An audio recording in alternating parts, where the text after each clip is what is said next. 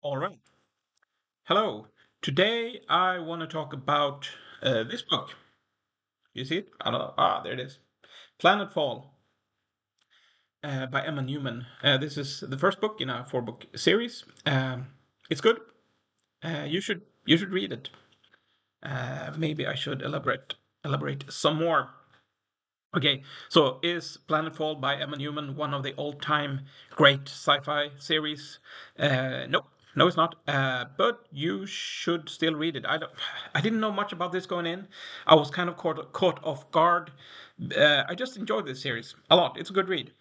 The premise, the background. Okay, so it takes place in a future where interstellar faster than light travel is possible. And a few decades before our story starts, a scientist gets a message from outer space. Is it from a god, an alien species, a combination of both? Um, we don't know. But this scientist, she started something that kind of resembled a cult. Um, they don't describe themselves that way, but if it walks like a cult and quacks like a cult, you know. Anyway, so this cult managed somehow to fund and build a spaceship, and off they went to this other planet in another system where this signal originated from. Okay, and then we fast forward a few decades. So in this series, there are four books. The first three takes place concurrently, but in different places. So you can read the first three books in any order you like. However, the fourth book is a direct continuation of book two. What I liked about these stories is that I like the kind of the tone, the writing, the plot. That's a bit general, not very specific, but still like those parts of the book.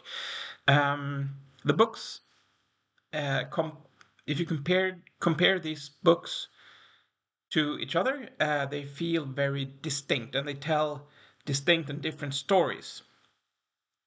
But all these stories are in one way or another related to this expedition that this cult went to. Mm, and each of these books deal with some sort of mental illness or trauma in a, as I see it, rather believable way. It's not the first sci-fi to incorporate these themes, but I think Planetfall uh, does it very well. The first book, the one I just showed you there, probably my favorite of the series. The first book takes place on that other planet where this cult, let's call it, has settled in. Then into their settlement walks a stranger from the outside.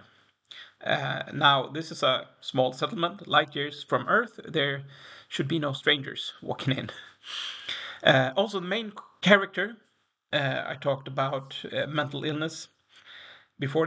Our main character is she's a hoarder. Never seen that incorporated in a sci-fi setting before.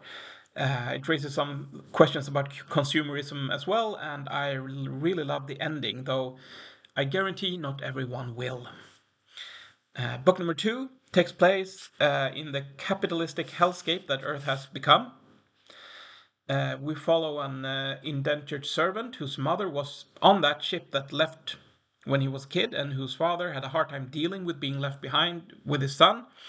So this guy has some severe trauma to deal with, along with a neural implant in his head, effectively brainwashing him. And it's really interesting to see the depiction of this quote unquote brainwashing, how this implant works, because it's interesting to follow his thought process regarding this. Because at one level he knows that the chip make him feel things, but he's not emotionally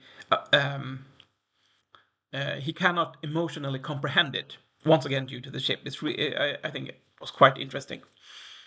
Book number three takes place on Mars, on a space base owned by one of the megacorps, and our point of view character starts noticing weird things and decides to investigate those while also dealing with her own postpartum depression.